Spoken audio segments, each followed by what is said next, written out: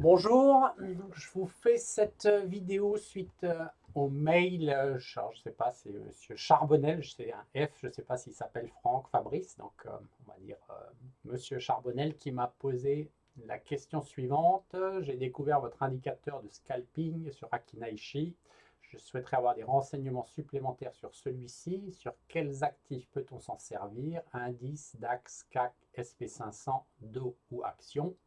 Quelle est la meilleure périodicité pour l'utilisation des tics? Comment l'adaptez-vous à l'actif? Donc en fait, pour vous expliquer comment moi je l'utilise, alors je ne traite pas les actions, je traite que les indices et principalement le Nasdaq. Donc comment est-ce que j'adapte les tics? C'est un petit peu en fonction de la volatilité. Moi sur le Nasdaq hors session, je l'utilise en 250 ticks ici.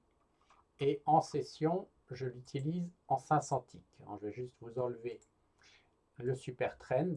Voilà. Donc, si vous voulez, donc je le configure pour avoir une lecture des points qui me semble la plus cohérente possible. Alors, je vais regarder si voilà, le super trend. Voilà, le super trend, là, il est désactivé. Donc là, en fait, je mets donc le nombre de ticks pour qu'on ait quelque chose qui corresponde à du scalping, c'est-à-dire quelque chose qui soit quand même assez rapide, qu'on n'attende pas 3 minutes pour avoir une nouvelle bougie. Donc je dirais que le maximum entre deux bougies, pour moi, ça doit être une trentaine de secondes en scalping. Donc, voilà, je règle mes ticks. Là, je vais me mettre par exemple hors séance.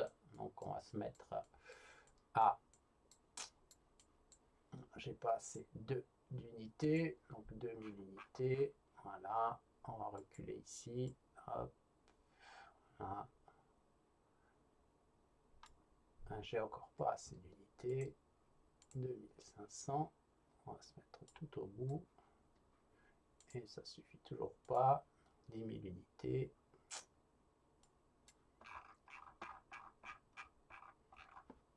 voilà, on va se reculer par ici, voilà. Donc là, on est en 250 ticks à 14h aujourd'hui. Donc si je prends ce tic-là, il est 14h03 et 15 secondes. Le tic suivant, 14h03 et 20 secondes. Là, j'ai 5 secondes, 27, 7 secondes, 32, 5 secondes. Voilà. Ça, c'est quelque chose qui, moi, me convient relativement bien. Et si on regarde un petit peu les points qui nous sont donnés par l'indicateur. Là, un point d'entrée ici, on a une descente, un point d'entrée là, on a une montée qui se confirme ici, qui se confirme ici, qui continue à se confirmer là, un premier point de descente ici, une descente qui suit, voilà, une montée. Et en fait, c'est comme ça que je configure un petit peu, que je paramètre vraiment le nombre de ticks de l'indicateur. Si on change d'actif, on prend par exemple le DAX, on va prendre le mini DAX full. Celui-là, en règle générale, je suis plutôt sur du 21 ticks. Donc, on va le prendre en séance ce matin. Voilà, 9h.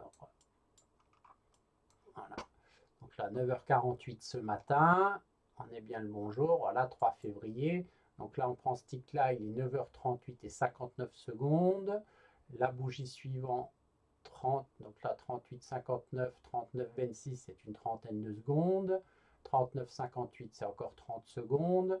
À 9h40, 40 secondes. Voilà, grosso modo, 30 secondes pour moi, c'est un petit peu un maximum pour qu'on ait une lecture et la volatilité qu'il faut pour pouvoir scalper. Et là, encore une fois, on regarde un petit peu les indications qui nous sont données par le Scalp Seeker. Voilà, ici on a une bougie, enfin une première flèche qui nous indique un point potentiel d'entrée pour une vente. Ben voilà, on voit que ça descend. Un point d'entrée ici qui est un point d'achat. Si on indique, si on active le super trend, théoriquement ce point-là, ben voilà, il a disparu. Ici on a un point d'entrée en vente, ici on a un point d'entrée en achat, on a un point d'entrée en vente, des choses qui se suivent. Donc je dirais que c'est un petit peu, c'est pour ça en fait que le groupe Discord aussi a été fait, où j'ai mis différents canaux, Scalp Seeker Nasdaq, DAX, Gold, pour que chacun puisse un petit peu partager son expérience sur les différents actifs que chacun a l'habitude de trader. Euh, voilà, donc c'est vraiment quelque chose qui s'adapte normalement à quasiment tous les actifs et à toutes les, tout ce que vous pouvez trader, puisque ce qu'on recherche, c'est un point d'hésitation suivi d'une bougie forte de tendance. Donc il n'y a pas de raison que les acteurs qui sont sur le marché aient des façons différentes de trader, qui tradent les indices, qui tradent les actions, qui tradent n'importe quoi. À un moment, il y a des acheteurs d'un côté, il y a des vendeurs de l'autre, il y a des endroits où il y a des points d'hésitation, et à un moment, une tendance se dessine et on part dans un sens ou dans l'autre. Nous, ce qu'on essaye de grappiller en scalping, c'est quelques points à un moment où une tendance se dessine. C'est pour ça que moi, je suis scalper, donc je vais chercher, voilà, si j'étais rentré ici, j'aurais cherché 1, 2, 3, 5 points dans cette zone-là, mais je ne serais certainement pas resté dans l'ensemble du mouvement, parce que voilà, c'est pas du scalping. On peut reprendre un petit peu en direct ce qui se passe sur le Nasdaq. Donc moi, c'est celui-là que je trade actuellement. On va reprendre un petit peu moins d'unités. On va se remettre en 500 ticks. Voilà. Donc on est là. Hop. Ben, voilà. Donc là, on était ici. Ici, on avait un point d'entrée. On serait venu grappiller quelques points là-dedans. Là, celui-là, il ne nous l'a pas donné parce que le super trend est activé et que aussi on était encore dans une tendance baissière. Donc ce point-là ne nous a pas été donné. Là, si je désactive le super trend, tac, il va nous donner un point d'entrée ici. Donc on aurait pu rentrer ici. Moi, ce que j'aurais cherché, c'est au maximum venir retaper le haut de mon super trend. Donc là, on clôturait ici sur cette bougie-là, la clôture est à 395,50. Celle-là clôture à 395,25 avec un plus haut à 398. Donc entre ma clôture 395 et le plus haut 398, là j'avais 3 points maximum à aller chercher. Donc c'était quelque chose de très rapide. Après, ce que j'utilise aussi, moi, c'est sur le 5 minutes. Je regarde un petit peu la tendance de fond sur laquelle on est dans le 5 minutes. Et en règle générale, j'essaye de trader plutôt dans le sens de la tendance de fond. Donc là, j'aurais plutôt tendance normalement à prendre quasiment que des achats. On voit quand même là que le 5 minutes, il est hésitant depuis plusieurs bougies. Voilà. Donc là, pareil, ici on a un point, donc on prend ce point-là, on va chercher les 2-3 points que le marché peut bien nous donner par ici, et puis on ressort. Donc, pour preuve, trading, liste des ordres, ça c'est la liste des ordres que j'ai passé aujourd'hui, donc depuis ce matin, vous voyez, c'est 0,5, 1,25, 1,50, 1, 1,25, 0,50. Là, c'est parti. J'ai eu entre guillemets un coup de chance. Je suis rentré au moment où il y a une bonne poussée. J'ai pris 7 points. Là, j'en ai perdu 0,25. Donc, je ressors très vite. On fait du scalping. Donc, à partir du moment où on entre en position, c'est qu'on est persuadé que la position part dans le bon sens. Si ça part dans le mauvais sens, on n'attend pas d'avoir perdu 50 points pour sortir. Sinon, on met 15 jours à s'en remettre. Là, je cherche 1,5 points. Là, je perds 0,75. J'ai repris 3 points sur des petits mouvements. Donc, ceux-là, je les ai pris tout récemment. C'est par ici. On était en train de se battre. En fait, voilà, ce que j'utilise, c'est aussi un petit peu, je vais vous les mettre là. Donc, les points pivots. Voilà. Donc là, c'était vraiment en train de se battre là sur le point pivot mensuel, qui est un point pivot qui est quand même très important.